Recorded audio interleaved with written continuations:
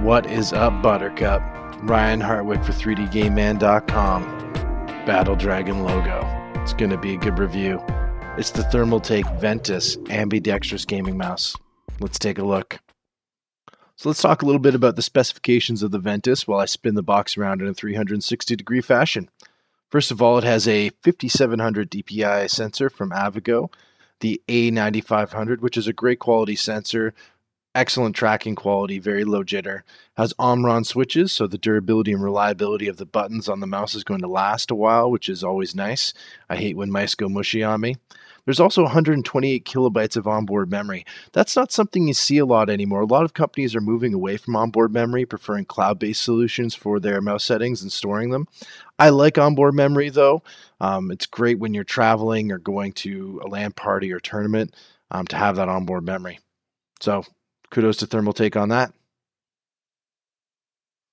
So let's take a look and see what we have in the case.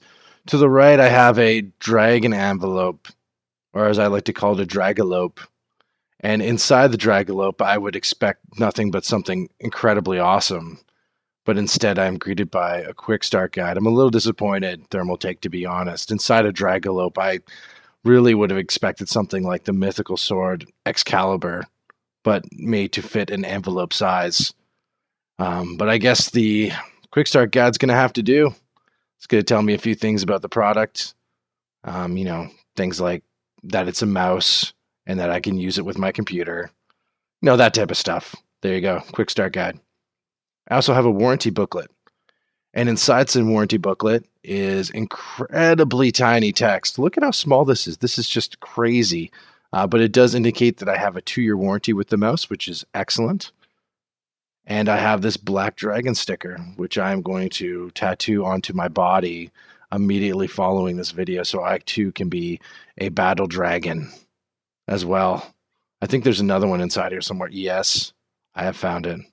There is also, as you can see, a white sticker. So overall, Thermaltake, including some good items. Stickers are a nice touch. I especially really like this carrying bag. It's a nice thick foam carry bag that I can put the mouse in if I'm taking it to LAN parties. And with the onboard memory, you're going to be able to do that. Take it to tournaments and such. You can see a standard USB connector with the Thermaltake logo on it.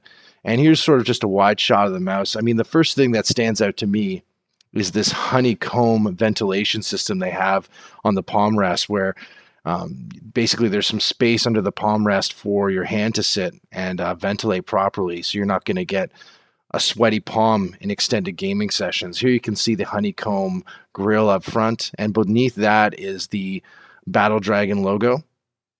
Feels great in your hand, actually rests really good. A lot of ambidextrous mouses don't feel that good, to be honest, but this one has a really good feel to it. The middle scroll wheel feels very firm, which is nice to have.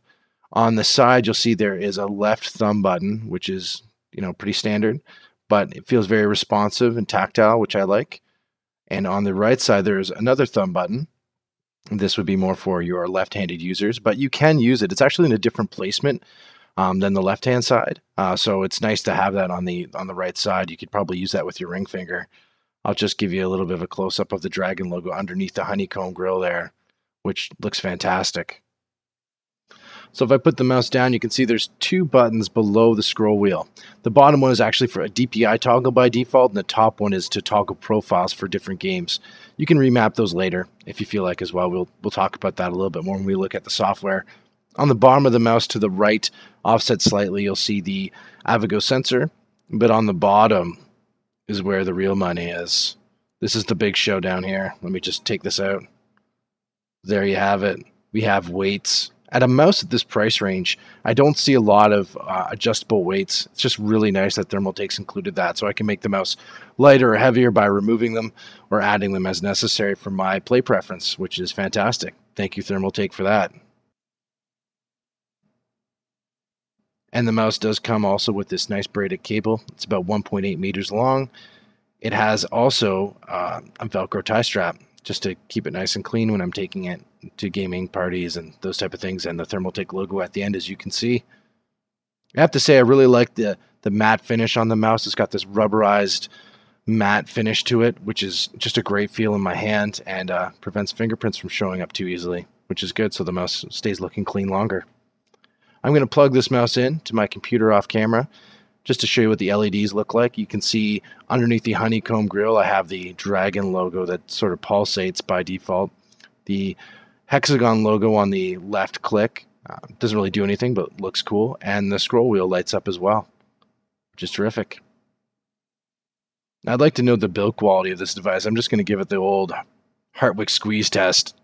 Yeah! No flex at all in that puppy, and I'm not a little man. Some mice, you squeeze them and you can just feel them flex in your hand. This is just super solid. Really have to compliment Thermaltake. They have not made any compromises here on the build quality for sure.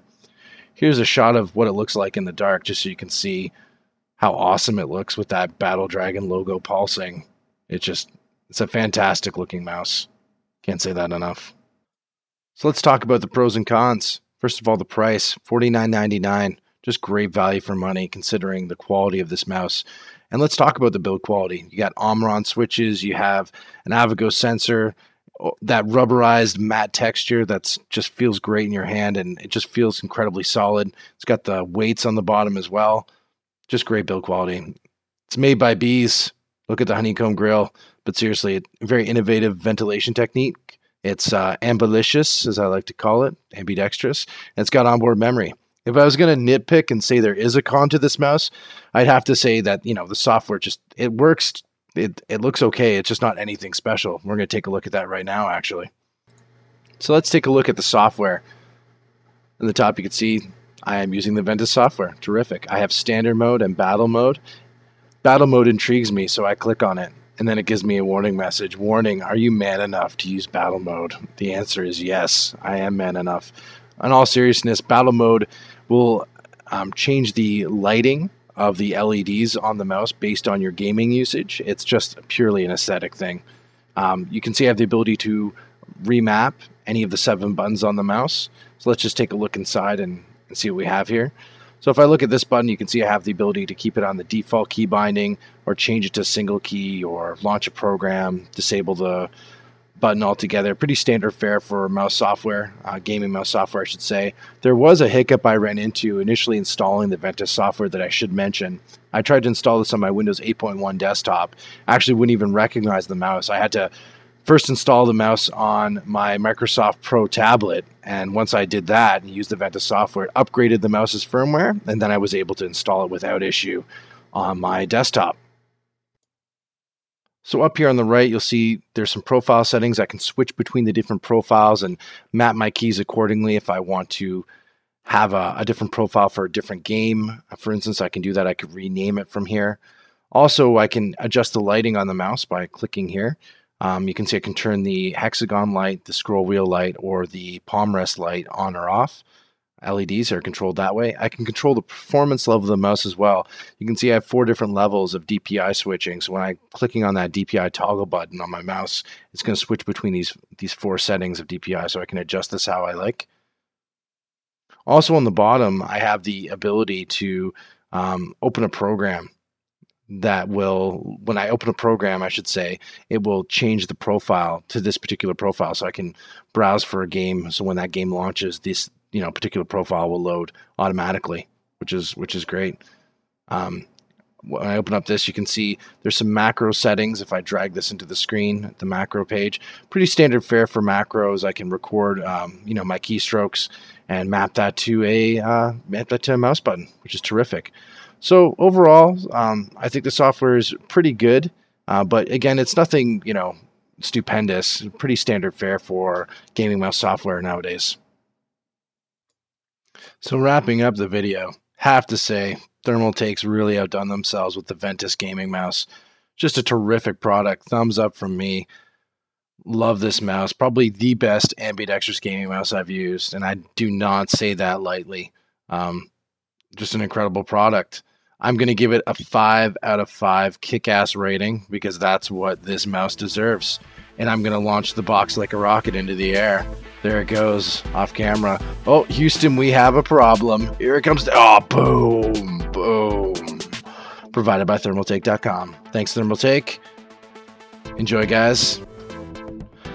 Talk to you soon.